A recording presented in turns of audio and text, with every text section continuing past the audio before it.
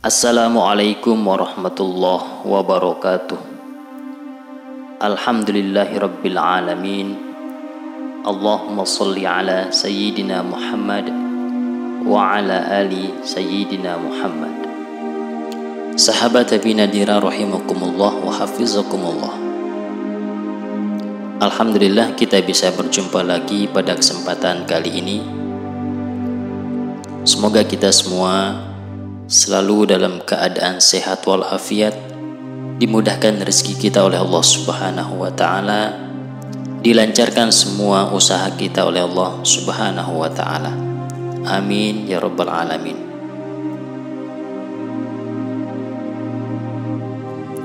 Pada video kali ini kita akan sama-sama menyimak bagaimana resep daripada Syekh Abdul Qadir Al-Jailani dalam menempatkan kebaikan dan keburukan.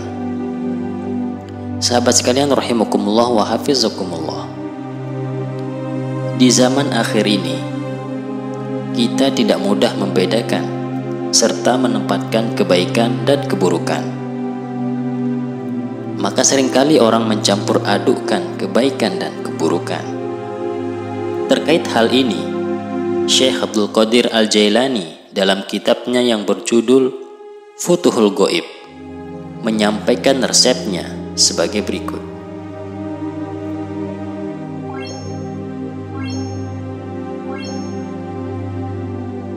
Anggaplah kebaikan dan keburukan sebagai dua buah dari dua cabang sebuah pohon. Cabang yang satu menghasilkan buah yang manis, sedang cabang yang satunya lagi buah yang pahit. Tutur Syekh Abdul Qadir Al-Jailani mulai membuka resepnya. Maka dari itu, selanjutnya tinggalkanlah kota-kota, negeri-negeri yang menghasilkan buah pohon ini dan penduduknya. Dekatilah pohon itu sendiri dan jagalah, ujarnya. Ketahuilah kedua cabang ini, kedua buahnya, sekelilingnya, dan senantiasa dekatlah dengan cabang yang menghasilkan buah yang manis.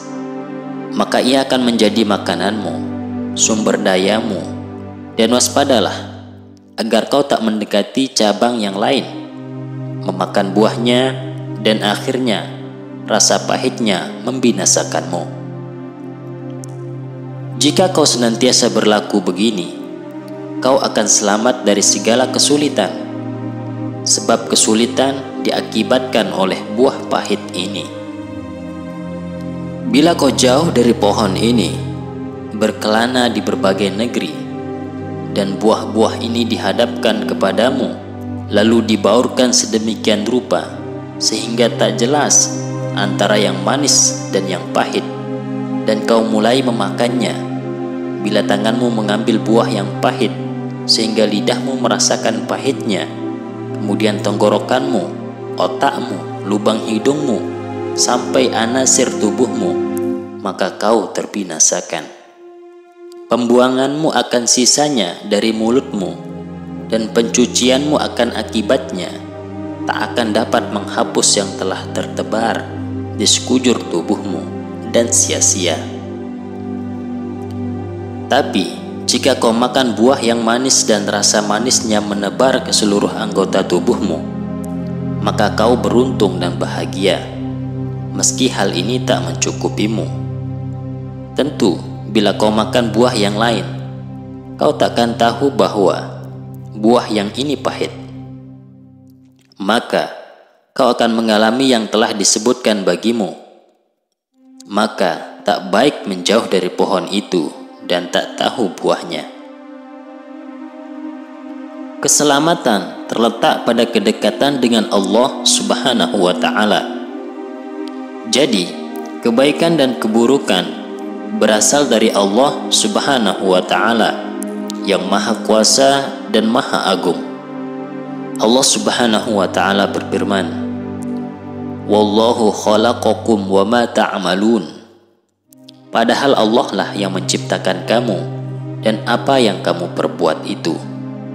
Quran Surah As-Saffat ayat 96. Nabi Shallallahu Alaihi Wasallam bersabda, Allah telah menciptakan penyembelih dan binatang yang disembelih. Segala tindakan hamba Allah adalah ciptaannya. Begitu pula buah upayanya. Allah yang Maha Kuasa lagi Maha Agung berfirman, Udkhulul jannata bima kuntum ta'malun. Masuklah ke dalam surga karena apa yang telah kamu kerjakan. Quran Surah An-Nahl ayat 32. Maha Agung Dia, betapa pemurah dan penyayang Dia. Ia berfirman bahwa masuknya mereka ke dalam surga disebabkan oleh amal-amal mereka, sedang kemaujudan amal-amal mereka adalah berkat pertolongan dan kasih sayangnya. Nabi Shallallahu Alaihi Wasallam bersabda, tiada seorang pun yang masuk ke dalam surga lantaran amal-amalnya sendiri. Ia ditanya, termasuk Anda ya Rasulullah? Ia berkata, iya, termasuk aku jika Allah tak mengasihiku. Dalam berkata begini, ia meletakkan tangannya di atas kepalanya. Ini diriwayatkan oleh Aisyah radhiyallahu anha. Nah, jika kau mematuhi perintah-perintahnya dan menghindari larangannya, maka Dia akan melindungimu dari keburukannya, menambah kebaikannya bagimu, dan akan melindungimu dari segala keburukan yang agamis dan duniawi. Tutur Syekh Abdul Qadir Al-Jailani. Mengenai keduniaan, Allah Subhanahu wa Ta'ala berfirman, Kadzalika nasrif anhu as-su'a wal fahsya innahu min ibadinal mukhlasin. Demikianlah kami palingkan darinya keburukan dan kekejian. Sungguh ia termasuk hamba-hamba pilihan kami. Quran Surah Yusuf ayat 24. Dan mengenai agama, Allah Subhanahu wa Ta'ala berfirman, Ma yaf'alullahu bi'adzabikum in syakartum wa amantum wa kana Allahu syakiran alima. Allah tidak akan menyiksamu jika kamu bersyukur dan beriman. Allah tidak akan menyiksamu jika kamu bersyukur dan beriman. Dan Allah Maha mensyukuri, Maha mengetahui. Quran Surah An-Nisa ayat 147. Adakah bencana yang akan menimpa orang yang beriman lagi bersyukur? Sebab ia lebih dekat kepada keselamatan daripada bencana.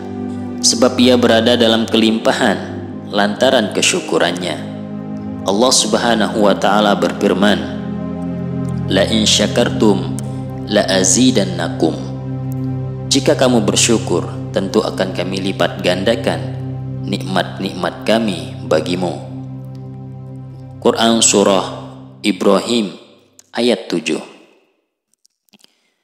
Dengan demikian, keimananmu akan memadamkan api neraka, api siksaan bagi setiap pendosa. Adakah hal itu takkan memadamkan api bencana di kehidupan ini? Ya Tuhanku. Dengan begini, segala musibah hanya akan melepaskannya dari kekejian hawa nafsu, dari kebertumpuan pada kehendak jasmani, dari kecintaan kepada orang, dan dari hidup bersama mereka. Maka dia diuji hingga segala kelemahan ini lenyap darinya, dan hatinya tersucikan oleh ketiadaan semuanya itu, sehingga yang tertinggal di hati hanyalah keesaan Tuhan dan pengetahuan tentang kebenaran, dan menjadilah ia tempat curahan rahasia kegaiban, pengetahuan dan nur kedekatan. Sebab ia adalah sebuah rumah yang tiada ruang bagi selainnya.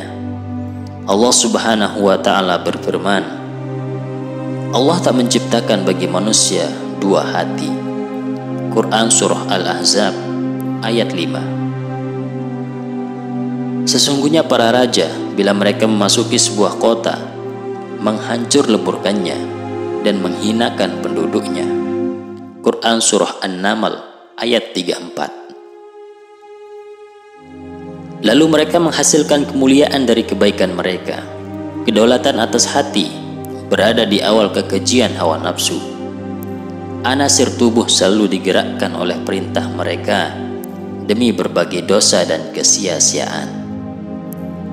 Kedaulatan ini kini pupus, anasir tubuh merdeka. Rumah raja dan pelatarannya, yaitu dada, menjadi bersih. Kini hati telah bersih, telah dihuni oleh tauhid, dan pelataran telah menjadi arena kecerahan dari kegaiban.